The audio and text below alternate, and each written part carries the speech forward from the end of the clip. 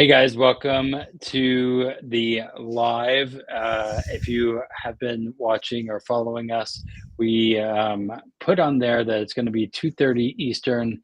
If you've noticed, it's not 2:30 Eastern. It might be 2:30 Eastern whenever you're watching this, but it is 1 o'clock Eastern right now, and it's because, well, as you run a business, sometimes you miss things. Sometimes you things change, and we got work to do at 2:30, clients to talk to and all that.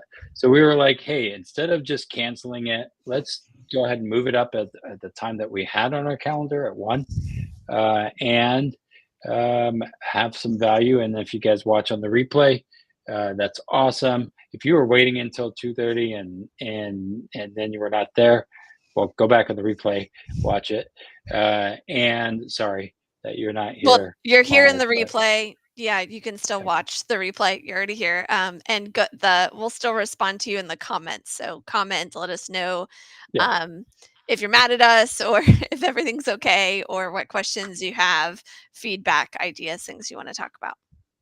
Yeah. But today, really, we have been super excited about what is happening, and as far as in our industry, there's some really good things coming up, and we really, really wanted to make sure that we talk about it, especially in light of the craziness in our world. I mean, I don't know if you've watched any election news or anything like that, and some of it I'm like, oh my gosh, for real, this is some nutty stuff happening in our world.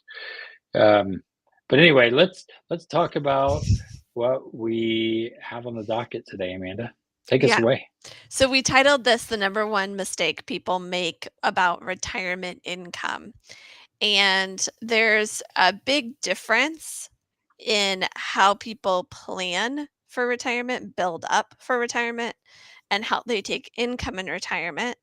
And depending, so we're, like big fans of like the whole idea of begin with the end in mind. Who is it that said that? Jim Rohn, somebody like Yeah, I that? think so. Okay. Somebody smart.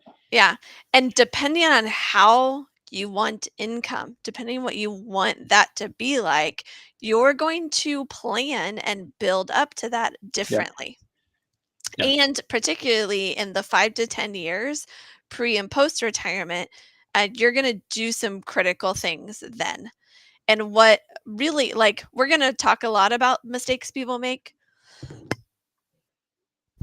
but probably the number one thing that, like, just let the cat out of the bag is that they don't think this through. They don't even plan anything. They just go with what everybody else is doing, what their HR people tell them to do, what their parents did, those kind of things, rather than thinking hmm, through, what do I want? Put myself in my own shoes and I'm 70, 80 years old. What do I want then? And what do I yeah, need to do from now until then? Or if I'm already there, what could I do now to make some adjustments to get more of what I want? And what we're going to show you today is something that when a lot of people see it, they're like, oh, I want that. I didn't think I knew I wanted that. I thought that was totally different, but oh my gosh, it's what I want. I can't believe no one's told me about this before. So, to rectify that, to not have that reaction, we're here. We're going to tell you about it. We're going to show you what this could be using a case study. And then you can decide if it's something you want to look more into, and we'll tell you how to do that too. Does that sound fair? Sound good? sounds good. Okay. Anything you want to add before I like jump in to share my screen and we keep going here about what we're Yeah. talking about or by way of So introduction? so so as I think about this, a lot people when I do financial analysis, people always want to talk about future money, and checks for life. They want to go on vacations all the time, and a lot of that stuff. However, oftentimes they've heard negative things about certain products, and they say, "Well, I don't like that. I don't like that, but I like this. I want this, but I don't want that." And what is interesting is there's tools that have a bad rep, but actually provide the foundation of what we want. whether it's in retirement or older you or even younger you, possibly. But it really builds a solid foundation. And we are all about building foundational wealth in what we do, like building a good, solid foundation so you can take bigger risks and maybe have even more money if you want. But um, you know, I like the idea. They say no risk, no reward, but also risk can have no reward too. So let's make sure we have a good foundation first, and that's why I love these things that we have here.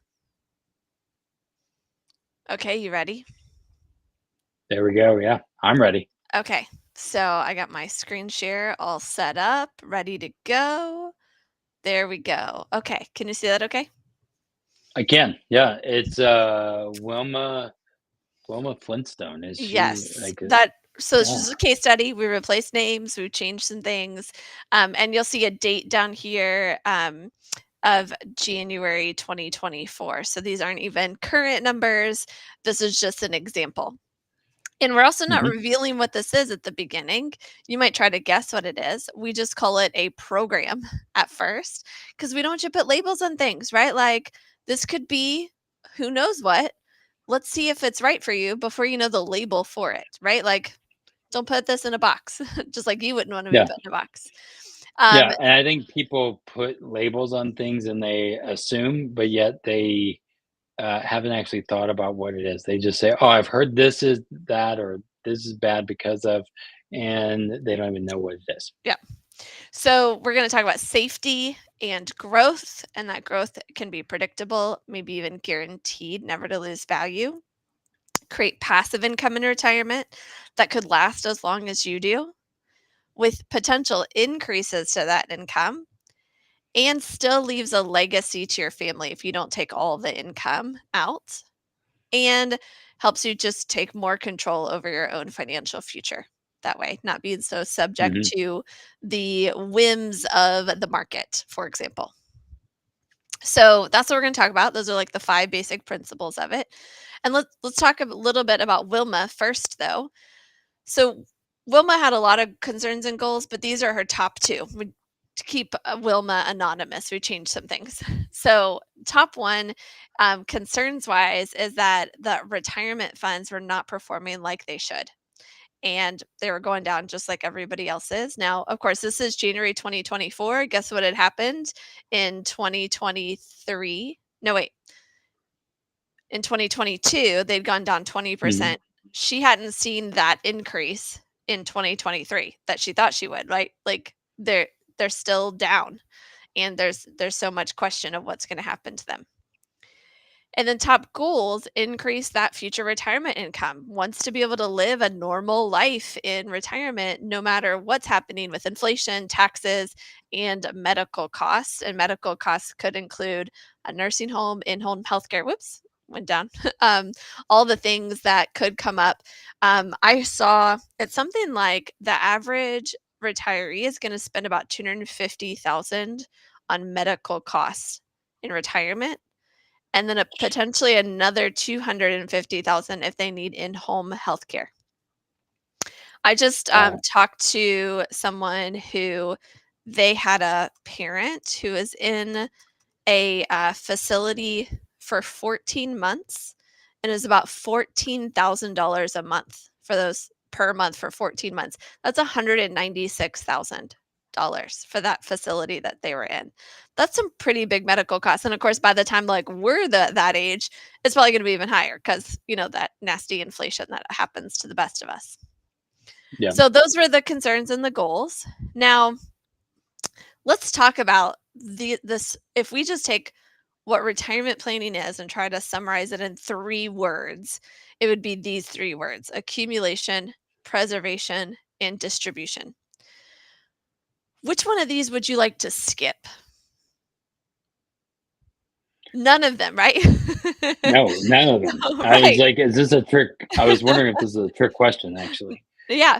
So, Um, of course, you need to accumulate something. If you're not saving for your future self, you're not putting money aside to better your financial future, you're not accumulating money, you're not going to have anything to preserve and distribute later. Okay, so can't skip that one.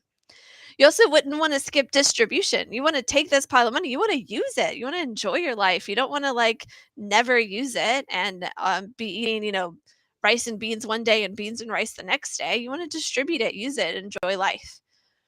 But that accumulation and that distribution can look a lot different if we don't take this phase in the middle of preservation.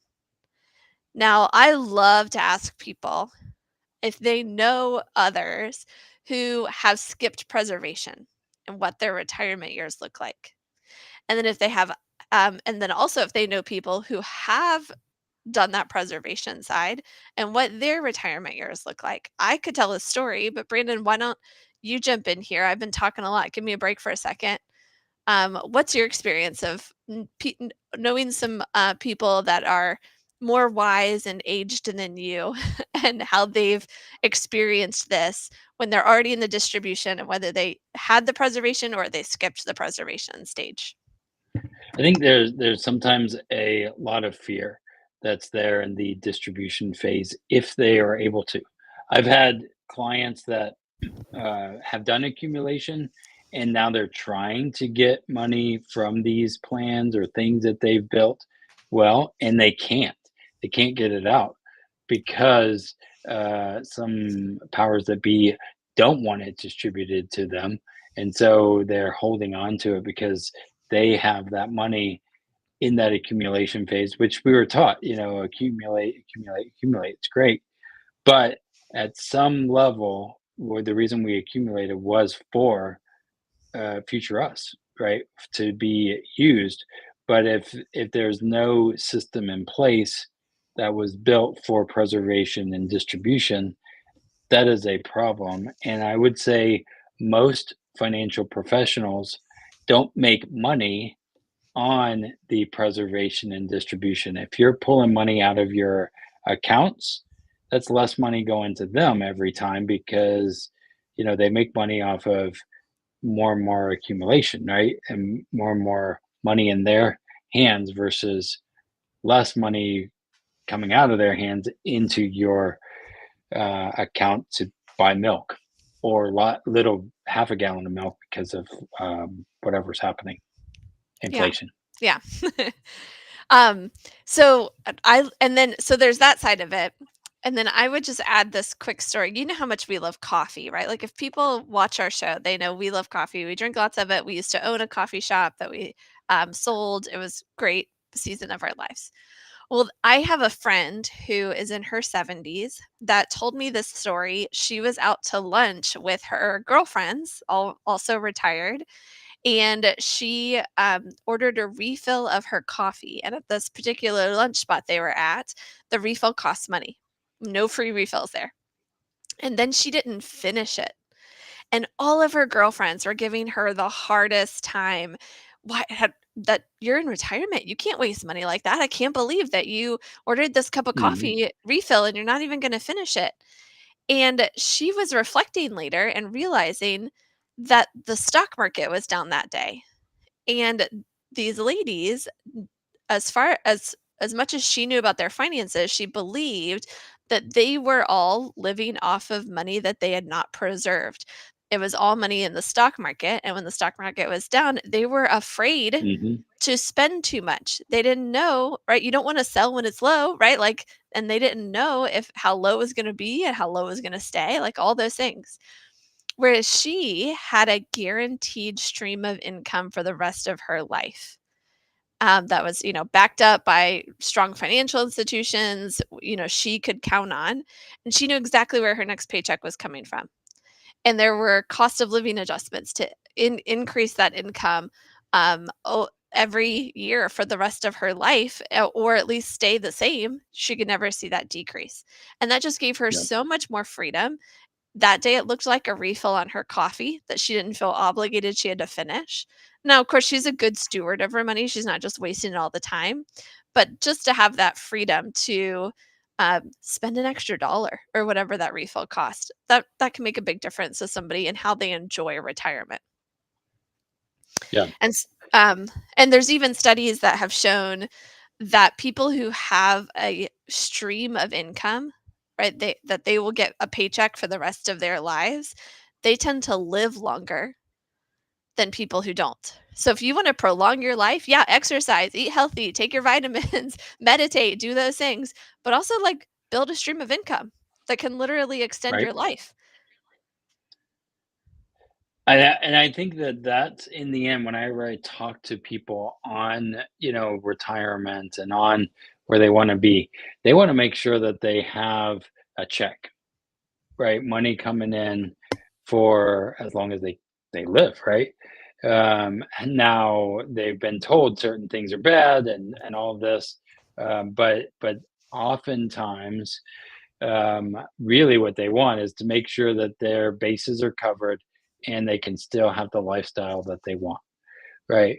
And that's usually what brings people peace of mind. Now, the stock market going up, down, left, right, whatever, that uh, pro- that's a challenge for people. And we were told, "Oh, don't worry about it. Just let it. It'll bounce back. It'll be fine." Now, Amanda, you're going to go ahead and lead to that. Mhm. Why? And are we going to let the cat out of the bag yet on what this is, or no? Not yet. We'll get to it. Okay. All And right, and some the people are already probably putting comments and saying, "Oh yeah, here he goes," and you'll get the haters, but That's I, fine. I It's all love good. what we do. This is amazing stuff. Well, and thanks for teeing me up here. Let's look at some real numbers. You guys ready for this? I hope so, because we're doing it anyway. Okay, so here is what Wilma had. So she, in this example, had $60,000, and we took that and put it into the S&P 500 as if she was doing that in the year 1990, or sorry, January 1st of 2000. And then Hmm. this is what the S&P 500 did by December 31st of the year 2000. And I'd say uh, there you go. I keep was it trying big. to see if I can get it bigger. Go Yeah. ahead.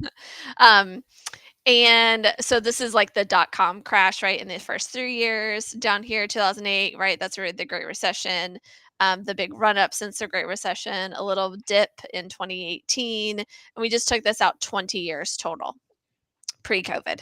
um, Hmm. and you'll notice her 60,000, if she's not taking any withdrawals, turns into 143,000 net of expenses. So this also accounts for 1% or 1.5% expenses.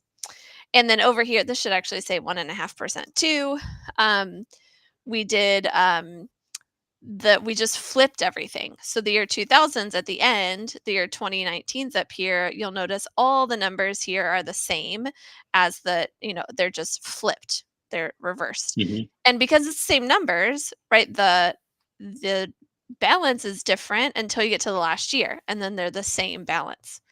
When you're not taking money out of your investment accounts, you don't like, doesn't matter what order things happen in, right? You get the Yep. same result.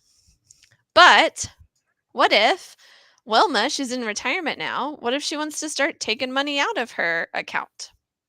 Well, let's see. Here's what happens. So 60,000, she's taking to the 2,880. Let's see. What is that? What's our withdrawal rate? Let's take 2880 divided by 60,000, a 4.8% withdrawal rate. Maybe a little too high. Most people would say stick with 4, but you'll see why we chose this at the beginning. And then she's also, or when soon on the next slide actually. And then she's giving herself increases, right? Like she needs more money as she goes. Well, in this scenario where she's got those losses early, she runs out of money within 10 years, right? Year 11, she's out of money. Whereas when those losses happen later, she has a little bit left over at the end. Maybe she gets one more year of income. But if she's 65 in this scenario, this is when she's 85. She could live a Yep. lot longer, right?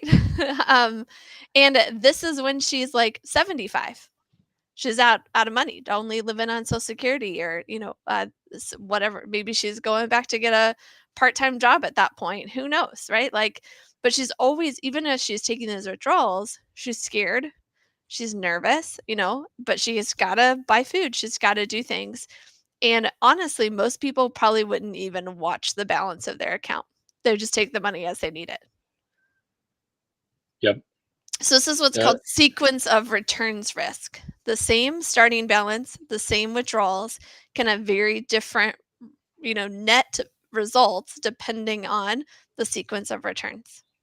And those declines in the early years of your retirement can have a huge impact on if your money lasts 10 years or 20 years or maybe less or maybe more. well, and Before I go I to the think next slide, what do you want to add? Sorry. I think this, the our great friend Dave Ramsey, he would say, "Oh, well, you can get 12% in the market, and you can pull out 8%, and hands down, easy." But he's never actually done the math. And you just did some math just to show what's happening in real life, and just to see what does the math actually say. And what it says is this: even you're raising up a little bit. If they did 12% versus or whatever number Dave wants to say, they would run out of money faster, Mhm. right?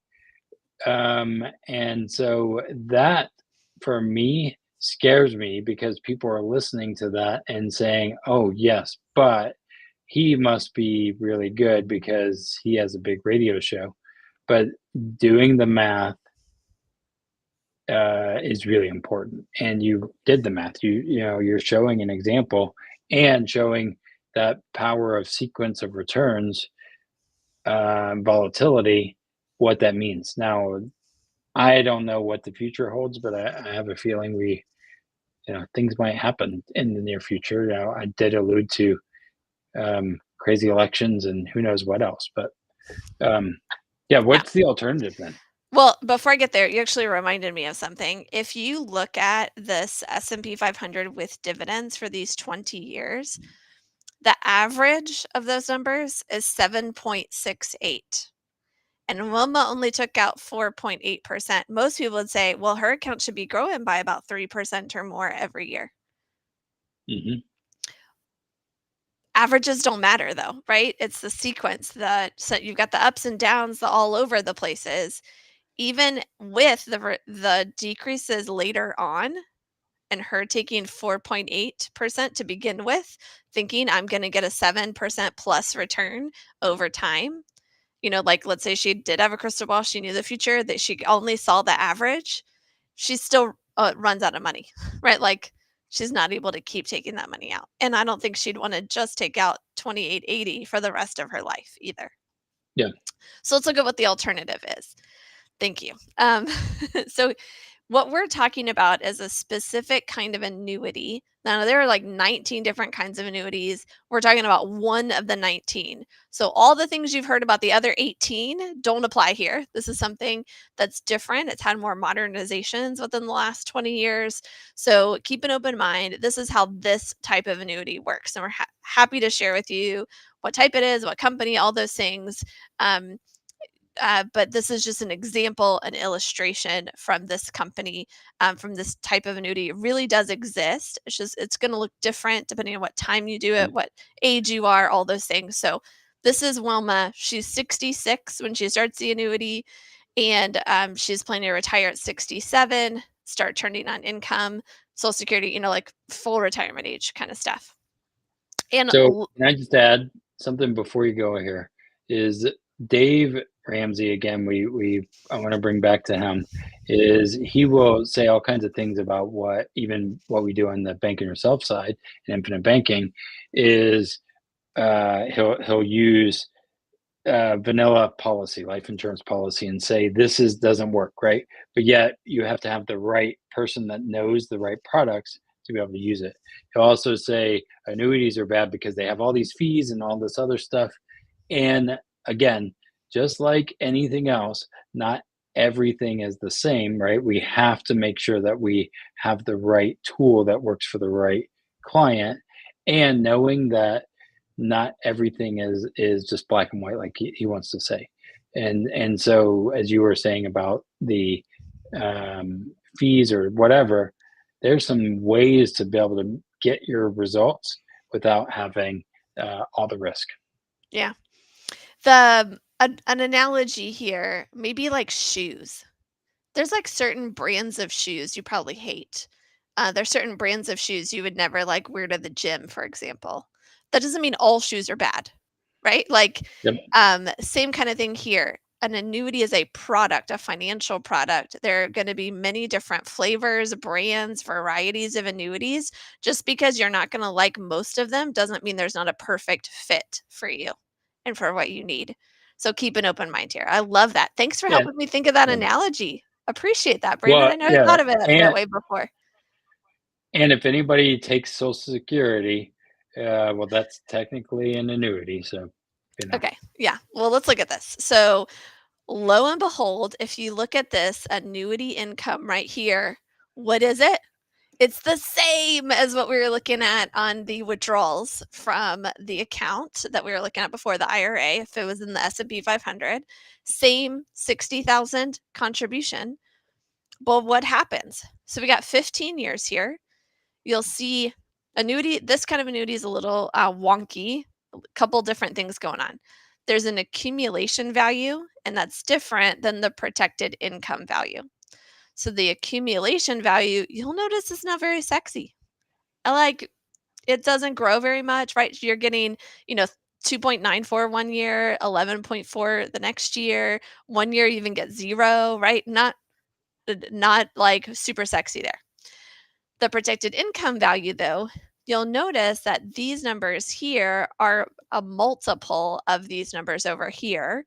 And of course, a multiple of zero is still zero. But you'll also note there's no negatives. There's no Mhm. um, negative signs here. The lowest number is zero. And we even have ways to make sure you never even see a zero. So make sure when you're seeing your numbers like this, you never see a zero if you want, right? Like that, we could do that. Yeah, yep, It's yep, kind of yep, Um, but you'll notice like the protected income value because of these income credits, protected income credits over here. This is where like this is looking really awesome. And she's still taking the money out, right? Well, let's keep going. This only goes 15 years. The other example, we went 20 years, right? Let's keep going. The next part here, we go out to year 30. You'll notice she still runs out of money. There's nothing left mhm, in this annuity at age 7 or at year 17 when she's 83 years old. What happened? Well, she used all the income value that was there, all the accumulation value. It's gone. But what happens yep. to the annuity income? She's still getting it.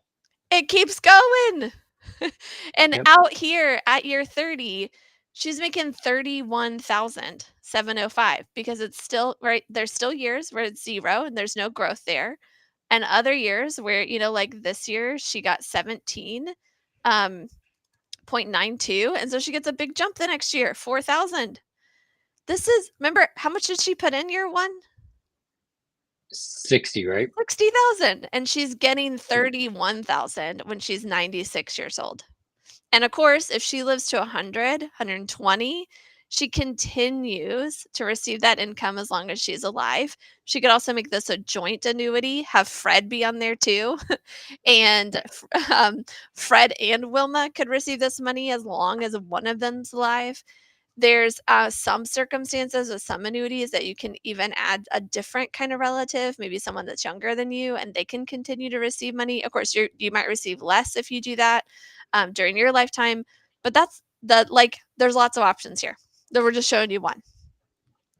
Um, and so like that's like we'll let the cat out of the bag. This is what's happening. Here's another way to look at it. This is a graph where the purple line is the income value or the accumulation value, sorry. And you'll notice that it goes away year 17, just like we saw in those numbers.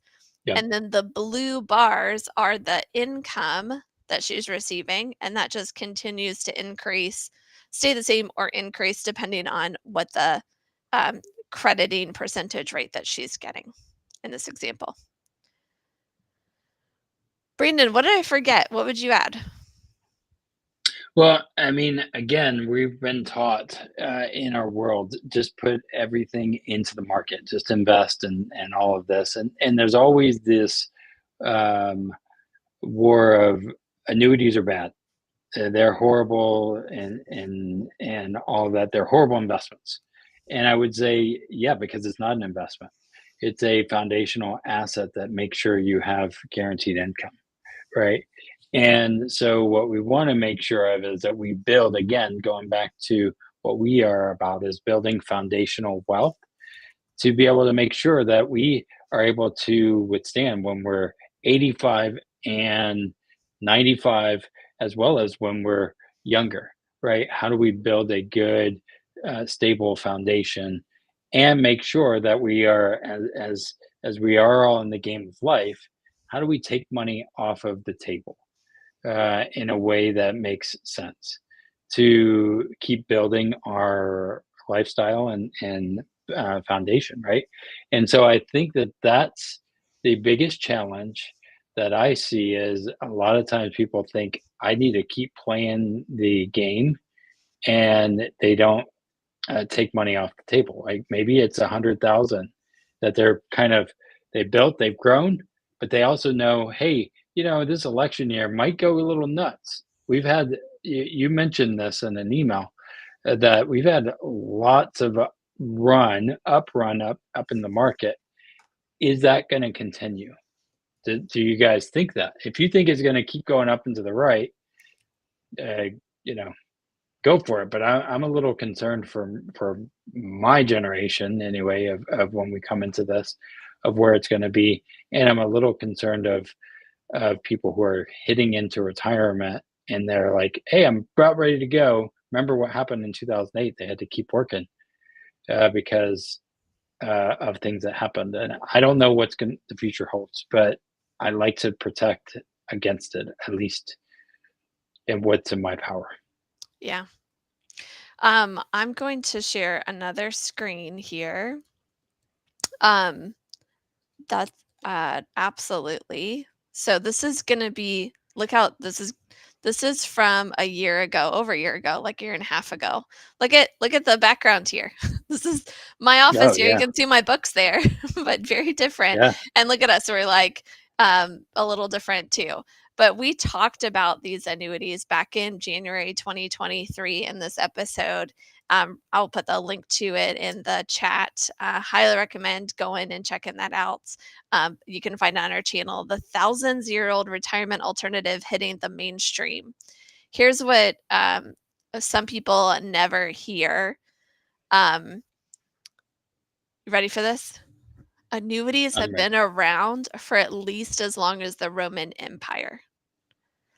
There's legit in a museum in Chicago an annuity contract hanging on the wall for a Roman soldier that he would be paid a guaranteed income for life. And yet That I mean, people that's think like they're a I thought the scam, that they're 401k has been around since the Roman Empire. oh, that's hilarious. That's funny. Oh, oh, it hasn't? I thought it was the conventional wisdom. Isn't that? Well, I don't know. conventional isn't always true wealth wisdom, that stood the test of generations upon generations. I think the 401k is not even old enough to retire yet. That's how young it is. Yeah. Yeah. And again, what I like to think about is building a good foundation, protecting against the preservation and distribution. No one ask if you have a financial professional that you work with, ask them what's my preservation and distribution plan, and see if they have a preservation and distribution plan for you. If they do, that's great. They probably are using these kind of tools or something um, along those lines. But if they don't, talk to somebody that does, uh, and helps you not just get down up the mountain of retirement, or I don't like the word retirement, but up, I don't know, whatever you want to call it. But really, I want to have more income to do the fun things I want to do in cash flow? I guess I'd rather cash flow management. I like cash flow management, having more cash when I'm old as well as when I'm young. So, Yeah. Let yeah. me let me show you one more thing. Got to share my screen on this one. So this is oh, I will accept all cookies.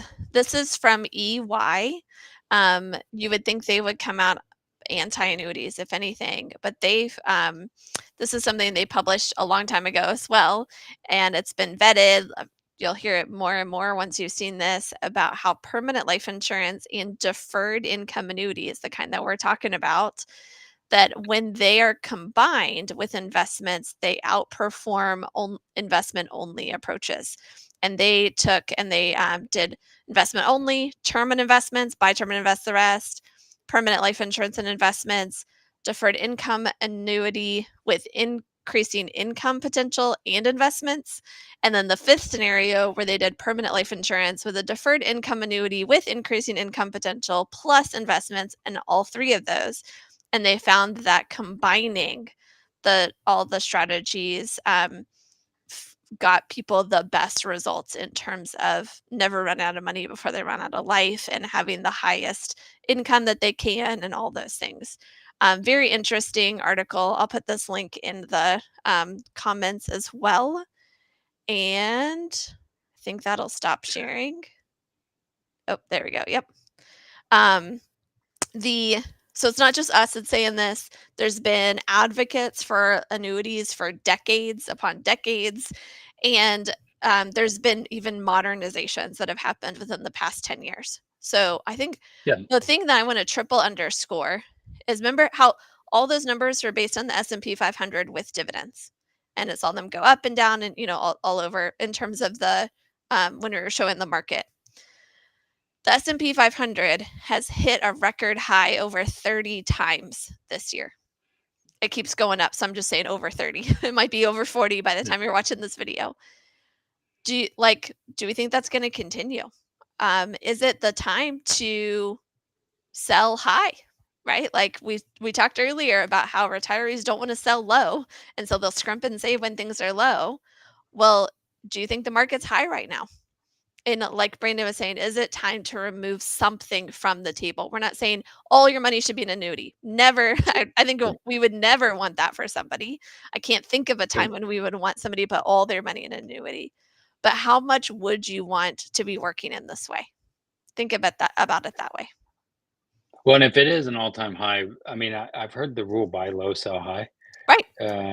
Right. And so that would make sense. And if there's certain annuities that have good projections and bonuses, is even right now, there's a really good one that why we're putting this together is saying, hey, there's some reasons that you might want to move this now versus, I don't know, whenever the election happens in November. Things could go, I don't know. If anybody tells you they know the future, they don't. Um, right. And Yeah. so I just want to make sure that as Wade Fowles, one of the people who is a professor of retirement planning, and other people, is just make sure your assets are truly diversified and you're thinking about not just current you but future you, and your kids, all kinds of stuff. We want to make sure that we're not just a liability to our children because we thought it was going to go up and to the right all the time. I got one more resource to share. We have on wealthwisdomfp.com/annuity. Very simple website. You can watch that thousands-year-old retirement alternative hitting the mainstream, 14 minutes long. You can also see, right, there's that limited time thing happening. If you're catching this, it ends August 26th, so time's of the essence. There's also a nice link here to a consumer guide about making your money last as long as you do, as well as a couple of our favorite podcast episodes from the Not Your Average Financial Podcast, our sister show. And then here's your, a couple times in here, schedule a call now. Schedule a call now.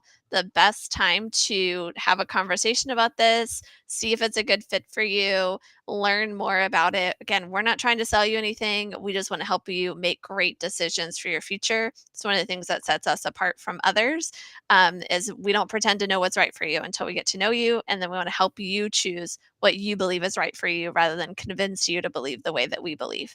So schedule that Yeah. call, no obligation, no upfront cost. We're here to empower you, help you make good decisions. We'll do all the work, right? Like in terms of like running the numbers, doing the calculations. You have to learn and feel comfortable with confirming what's right for you. So Okay. I'll put that link in the comments as well. But again, it's wealthwisdomfp.com/annuity. Okay, Brandon, take us home. Yeah, again, if you're watching later, because again we moved this up an hour and a half, I think.